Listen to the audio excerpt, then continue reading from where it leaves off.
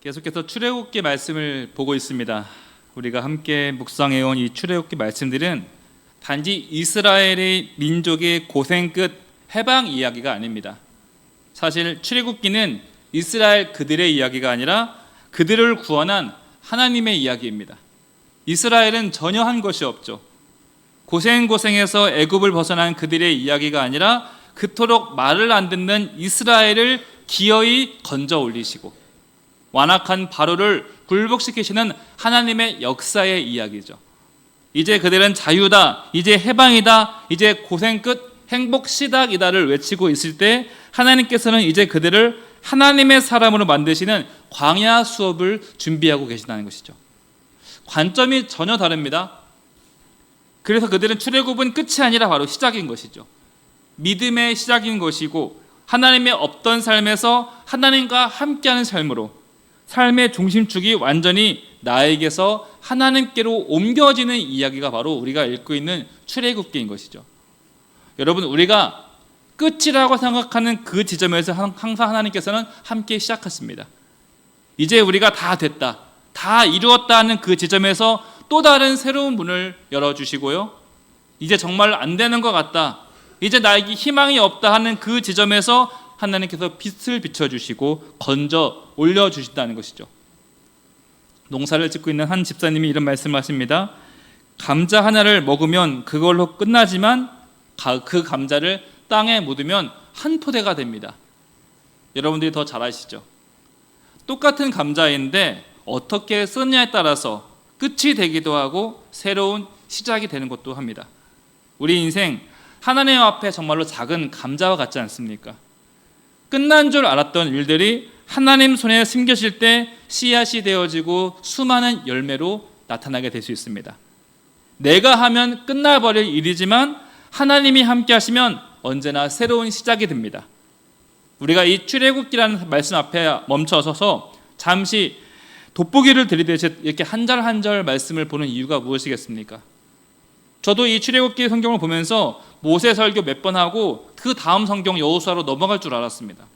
그런데 우리가 모세를 볼 게 아니라 하나님을 봐야 되는구나, 관점이 바뀌더라는 거예요. 구원받을 이스라엘만을 바라볼 것이 아니라 하나님이 누구신지를 알아야 우리가 누구인지, 우리가 어디로 가야 할지 너무나 선명하게 드러난다는 것이죠. 그런데 우리는 자꾸 출애굽한 사실만을 기억하고 싶어 합니다. 홍해를 건넌 그 체험에 멈춰선 채 그 자리에 오래 멈춰서고 싶어 합니다. 마치 1945년 8월 15일에 드디어 광복이다, 이제 해방이다, 이제 끝이다, 이 감격에만 머물다가 미국과 소련이 이 한반도 땅에서 땅 따먹이 하고 있는지도 모른 채 우리는 그 구원 이유를 살아야 됩니다. 물론 구원의 경험과 은혜와 체험도 너무나 중요하지만 하나님께서는 우리가 구원받은 그 이유를 살기를 원하신다는 것이죠. 아이가 엄마 뱃속에 10달 동안 있습니다. 그 아이에게 가장 중요한 것이 무엇이겠습니까? 태어난 그 순간도 경이롭지만 이미 부모는 그 날에 머물러 있지 않습니다. 앞으로 아이가 성장하는 과정 하나하나를 미리부터 준비하고 있습니다. 우리가 구원받은 그 경험, 그 체험도 중요하지만 구원 그 이후의 삶, 체험 그 이후의 삶이 훨씬 더 중요하다는 것이죠. 우리가 은혜 받은 그 이후에 광야를 걷고 기다림과 인내의 훈련을 거통해서 점차 하나님의 사람으로 만들어지는 그 과정이 우리에게 너무나 중요한 것이죠. 성경은 우리에게 독수리 이야기를 들려줍니다. 우리 출애굽기 19장 4절 말씀 보시면요, 함께 읽어볼까요? 내가 애굽 사람에게 어떻게 행하였음가? 내가 어떻게 독수리 날개로 너희를 업어 내게로 인도하였음을 너희가 보았느니라. 이 독수리는 자기 힘으로 날지 않습니다. 힘껏 날갯짓도 하지 않죠. 하늘을 바라보며 날개를 펼치고 기류가 올라오는 그 순간만을 기다립니다. 그리고 그 기류를 만나면 날갯짓 두세 번만 하고 높은 상강 위로 올라갑니다. 반면 우리가 알고 있는 참새는 어떻습니까? 퍼덕퍼덕 날개를 쉬지 않고 펄럭입니다. 조금만 날아도 금방 지쳐오고 방향도 불안정하고요, 높이 날지도 못하고 오래 떠있지도 못합니다. 우리는 내 힘으로 발버둥 치는 것을 신앙생활이라 생각할 때가 참 많습니다. 그러나 하나님께서 말씀하시죠. 내가 너를 독수리 날개로 업어 인도하였다. 참새처럼 분주하게 살아가는 것이 신앙생활이 아니죠. 독수리처럼 날개에, 바람에 내 날개를 맡기고 기류에 내 몸을 맡기는 것이 바로 참된 신앙생활입니다. 부모가 아이를 낳는 이유가 사랑과 정성으로 키우고 기르기 위함이듯이 마찬가지로 하나님께서 우리를 건지시고 구원하신 그 이유는 구출이 아니라 우리를 하나님의 사람으로 기르시고 우리를 거룩한 백성으로 인도하시기 위함이 있습니다. 내가 끌고 가는 내 인생이 아니라 하나님의 손에 이끌리는 인생이 되길 원하신다는 것이죠. 그러나 우리는 자꾸 출애굽은 했지만 여전히 애굽을 그리워하고 있습니다. 구원받았지만 여전히 내 방식으로 살고 싶어 하고요. 가나안 땅에 들어가서도 그 가나안 문화를 부러워하고 그 문화를 배우고 싶어 한다는 것이죠. 우리가 하나님의 기류를 타야 되는데 내 힘으로 날개짓 하고 싶어 하고 기다려야 되는데 참새처럼 분주하게 날개짓하며 살아갈 때가 너무나 많다는 것이죠. 사랑하는 성도 여러분, 우리의 조급한 마음과 그 분주한 손을 내려놓고 하나님께 나의 앞날을 맡기시길 바랍니다. 내가 어딜 가야 되나? 어떻게 되려나? 이리 가볼까? 저리 가볼까? 이것이 좋으려나? 불안한 날갯짓 인생이 아니라 독수리처럼 하나님을 신뢰하며 활공하는 복된 인생 되시길 축복합니다. 오늘 살펴볼 첫 번째는 바로 광야의 의미입니다. 왜 하나님께서는 먼 길로 돌아가게 하셨을까? 오늘 본문 13장 17절은 이렇게 시작합니다. 함께 볼까요? 시작. 바로가 백성을 보낸 후에 블레셋 사람의 땅의 길은 가까울지라도 하나님이 그들을 그 길로 인도하지 아니하셨으니. 누가 봐도 가까운 길이 있는데 하나님께서는 그 가까운 길을 택하지 않으십니다. 왜 그렇습니까? 성경은 분명하게 말하는 것이 바로 이어서 17절 이어서 읽겠습니다. 시작. 이는 하나님이 말씀하시기를 이 백성이 전쟁을 하게 되면 마음을 돌이켜 애굽으로 돌아갈까 하셨습니다. 하나님께서는 가까운 길보다 이스라엘이 견딜 수 있는 길을 택해 주셨다는 것이죠. 빠른 길보다 안전한 길로 우리를 인도해 주신다는 겁니다. 한 책에 실린 이야기를 여러분들께 소개해 드리겠습니다. 한 아버지와 아들이 작은 제조회사를 함께 운영하고 있었습니다. 30년 넘게 한 지역에서 믿음을 쌓아온 회사였습니다. 직원들도 오래 함께하며 이 회사는 그저 돈 버는 곳이 아니라 서로의 삶이 깃든 일터가 되었습니다. 그런데 어느 날 아들이 경영에 본격적으로 참여하게 되었고 아들은 답답해했습니다. 아버지, 요즘은 속도가 생명입니다. 디자인도 바꾸고 유튜브 광고도 해야 됩니다. 대리점 거치지 말고 우리가 직접 팔면 수익도 훨씬 많이 남게 됩니다. 아버지는 조용히 듣고 있었습니다. 그러다가 이렇게 말씀하십니다. 그래도 10년 넘게 함께 해온 거래처를 단번에 끊는 것은 좋지 않다. 좀 지켜보자. 아들은 목소리를 높입니다. 지금 그렇게 정으로 사업할 때가 아니라니까요. 그때 회의장 분위기가 싸늘해집니다. 왜냐하면 정은 직원들에게 소중한 것이었고 아버지에게는 이 정이야말로 지금까지 인내했던 이유였기 때문입니다. 결국 아들은 자신의 계획대로 밀어붙입니다. 회사 구조를 바꾸고 거래처를 정리하고 방향을 바꿨습니다. 처음엔 괜찮은 듯 보였습니다. 그런데 얼마 지나지 않아 거래처 하나 둘 빠져나갔고 직원 몇 명도 바뀌어진 이 회사 분위기에 적응하지 못하고 타직서를 내고 나갔습니다. 그렇게 정이 많던 회사가 얼음장처럼 바뀌었습니다. 늘 웃던 직원들의 얼굴이 다 무표정해졌습니다. 누가 봐도 행복해 보이지가 않았습니다. 그제서야 아들은 깨달았습니다. 아버지의 말씀이 고집이 아니었구나. 아버지의 속도가 느렸던 것이 아니라 돌아가지 않아도 되는 안전한 길을 택하고 계셨구나. 여러분, 우리도 하나님께 종종 이렇게 말합니다. 지금 이 방향이 맞는 것 같습니다. 지금 이 방향이 더 빠르고 더 효율적입니다. 왜 하나님 자꾸 늦추시고 돌아가게 하십니까?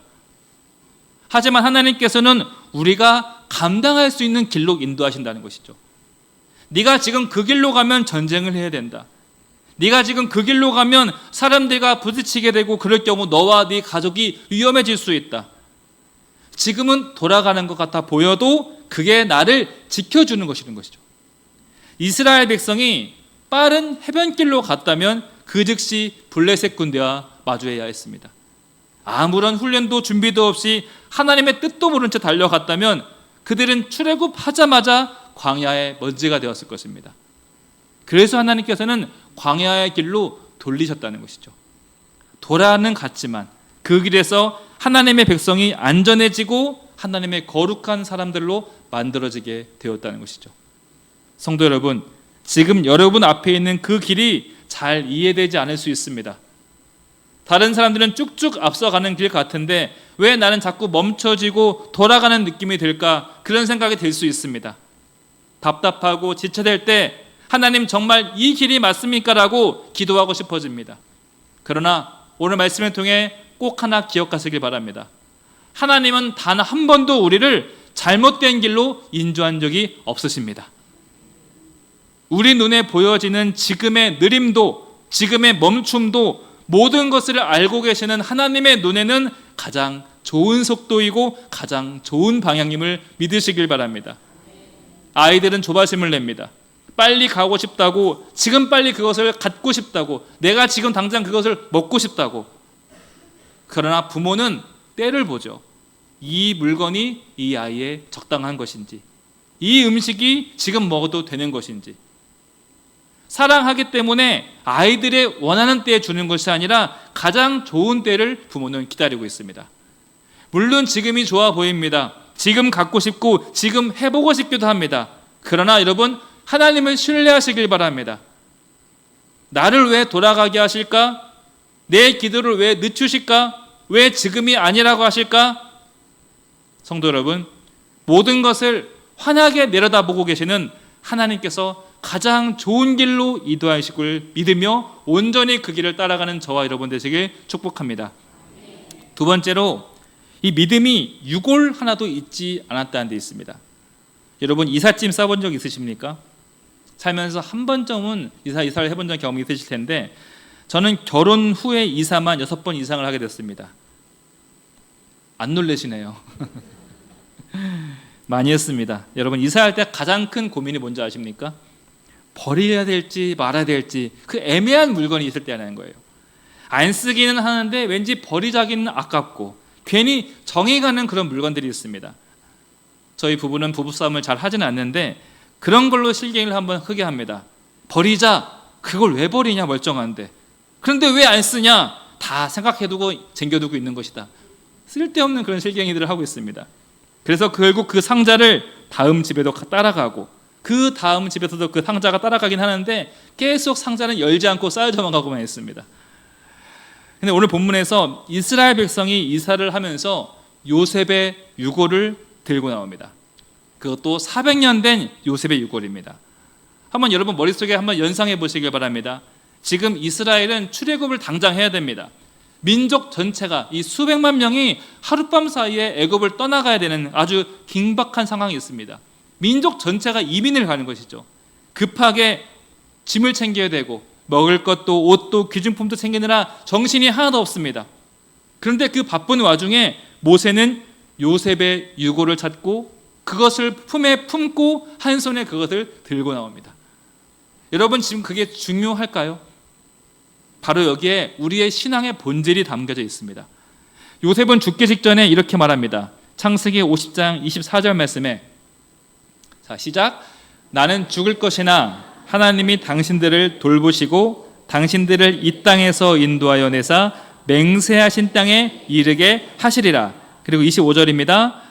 요셉이 또 이스라엘 자손에게 맹세시켜 이르기를 당신들은 여기서 내 해골을 메고 올라가겠다 하라. 이 요셉은 400년 후를 내다보고 유언을 합니다. 그리고 모세는 그 말을 잊지 않고 직접 그 유골을 손에 들고 나왔다는 것이죠. 여러분, 믿음이란 무엇일까 생각하게 됩니다. 믿음은 보이는 길을 따라 걷는 것이 아니라 주신 약속을 붙들고 살아가는 것입니다. 누군가는 출애굽을 드디어 자유다, 기회라고 말할 때 모세는 그것을 언약의 성취로 보았다는 거예요.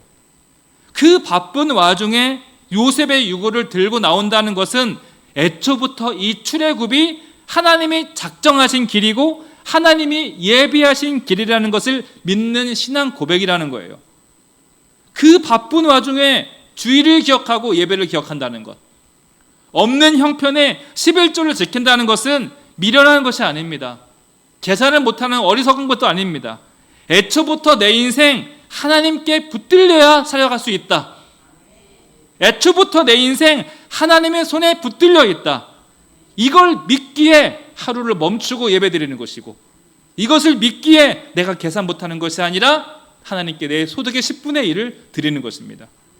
그래서 이 유고를 들고 오는 것은 내가 귀찮은 짐을 들고 오는 것이 아니라 이 길은 전적으로 하나님이 인도하신 길입니다.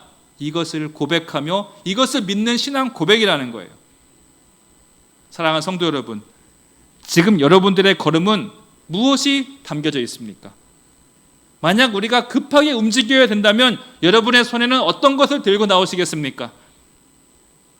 누군가는 무겁다고 내려놓고 싶어하는 것들, 번거롭다고 두고 가고 싶은 것들, 그런 것들이 있습니다. 그것이 바로 우리가 들고 나와야 될 요셉의 유골이라는 것이죠. 저와 여러분들이 무엇보다 하나님의 약속과 말씀을 붙들고 살아가길 축복합니다. 말씀 하나 손에 들고 가셔야 됩니다.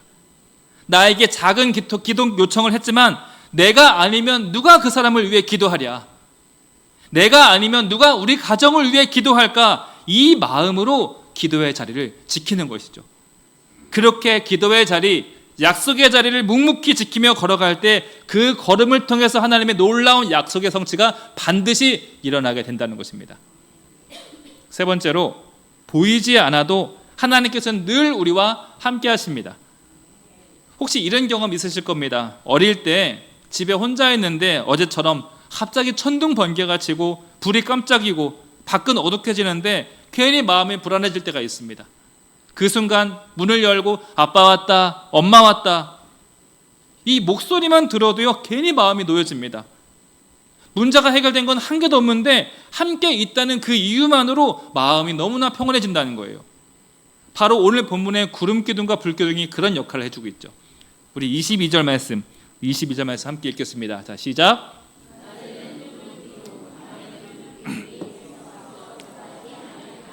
백성 앞에서 떠나지 아니하니라. 이스라엘 백성은 낮에는 뜨거운 사막을 걸었고 밤에는 혹독한 추위와 어둠을 지나였습니다. 그때 하나님께서는 한시도 그들 곁에서 떠나지 않으셨다는 것이죠. 구름기둥과 불기둥의 모습으로 그들의 눈앞에 그리고 마음 한가운데 서 계셨습니다. 그렇다면 우리는 어떤 삶을 살아야 되겠습니까? 우린 종종 묻습니다. 하나님 지금 어디 계십니까? 하나님 왜 대답이 없으십니까? 괜히 보이지 않는 것 같고 계시지 않는 것 같습니다. 내 기도에 응답이 없으면 하나님께서 나에게 등을 돌리신 것 같습니다. 하지만 성도 여러분, 하나님은 내가 느껴질 때만 계신 분이 아니라 항상 우리와 함께 계신 분이라는 거예요. 우리 눈에 보이고 귀에 들려야 안심이 되겠지만 하나님은 우리 눈에 안 보여도 내 귀에 음성이 들리지 않아도 우리를 떠난 적이 단 한 번도 없으시다는 거예요. 물론 이스라엘은 매일마다 눈으로 불기둥을 봤습니다. 낮에는 구름기둥으로 밤에는 불기둥으로 한시도 하나님의 그 임재를 벗어난 적이 없었습니다. 그럼 드는 생각이 그들은 참 좋았겠다. 우리보다 믿기 참 쉬웠겠다. 부럽다고 생각할 수 있지만 여러분, 그게 부러운 것이 아니에요. 중요한 것은요, 눈에 보이느냐가 아니라 내가 하나님이 함께 하심을 인지하고 있느냐, 인식하고 있느냐, 이게 훨씬 더 중요하다는 거예요. 우리에게 진짜 필요한 것은요, 눈에 보이는 그런 하나님의 기적이 아니라 나를 이끄시고 나에게 말씀하시는 그 하나님의 임재, 그 임재를 내가 누리고 있느냐, 이것이 진짜 기적이고 진짜 체험이라는 거예요. 여러분, 다른 사람 다 치유받고 다 은혜 받는 모습 보는 거 한 개도 안 중요합니다. 내가 치유받아야 돼요. 내가 은혜 받아야 됩니다. 불기둥, 구름기둥 눈으로 봤다가 중요한 것이 아니라 내가 하나님과 함께 그 손 붙들고 살아가고 있는가, 그 임재를 경험한 사람은요 다니엘처럼 사자굴 속에 들어가도 끄떡없는 것이죠. 불 속에서도 마음이 담대해질 수 있는 것입니다. 그리고 무엇보다 중요한 것은 바로 이겁니다. 우리 22절 다시 보십시오. 그 기둥이 백성 앞에서 떠나지 아니하니라. 오늘 이 말씀이 가장 중요합니다. 이스라엘이 잘할 때만 하나님께서 떠나지 않으셨다, 이것이 아니라 불평하고 두려워하고 의심하고 넘어질 때도 하나님의 그 불이, 그 구름이 떠나지 않으셨다는 겁니다. 여러분, 40년 동안 얼마나 많은 일이 있었습니까? 물이 없다 불평, 음식이 맛이 없다 불만, 불안하다고 금송아지를 만들고 모세를 죽이려고 하고. 그런데 여러분, 그렇게 불순종의 연속을 40년을 지나면서도 한 번도 불기둥과 구름기둥이 백성 앞을 떠나지 않았다는 거예요. 이것이 무엇을 의미하겠습니까? 우리의 생각을 완전히 뒤집으셔야 한다는 거예요. 하나님이 나를 떠나신 것이 아닐까? 하나님이 내 간구를, 내 기도를 듣고 계신 것이 맞을까? 이런 쓸데없는 염려를 할 것이 아니라 내가 지금 하나님의 임재를 놓치고 있구나. 내가 지금 하나님의 음성을 못 듣고 있구나. 내가 지금 하나님께 불순종하고 있구나. 하나님께 불순종하고 의심을 품을 것이 아니라 여러분, 나를 의심하셔야 됩니다. 수시로 하나님께 등 돌리는 나를 돌아보시길 바랍니다. 사랑하는 성도 여러분, 40년 동안 광야에서 단 한 번도 구름기둥과 불기둥이 떠나지 않는 것처럼 하나님께서는 단 한순간도 여러분의 인생 가운데 구름기둥과 불기둥을 거두신 적이 없으십니다. 우리가 의식하든 의식하지 못하든 계속 호흡하듯이, 내가 의식하지 않아도 나의 심장은 계속 박동을 띄고 있듯이 우리는 못 느껴도 하나님은 쉬지 않고 우리와 함께 하십니다. 오늘 이 22절 말씀을 기억하시길 바랍니다. 한번 따라해 보시겠습니다. 하나님은 단 한순간도 나를 떠난 적이 없으시다. 언제나 여러분 앞에서 활활 타오르는 그 불기둥과 여러분의 그늘 되어주시는 구름기둥의 임재를 느끼며 살아가시길 축복합니다. 말씀 마무리합니다. 출애굽은 끝이 아니라 시작입니다. 구원의 마침이 아니라 바로 우리 인생의 시작입니다. 그리고 하나님의 길은 돌아가는 것 같지만 그 길이 가장 안전하고 가장 정확한 길이었습니다. 오늘 이 말씀 앞에서 참새 같은 그런 불안한 날갯짓을 멈추고 하나님의 기류를 타는 속수레와 같은 믿음으로 살아가시길 주님의 이름으로 축복합니다.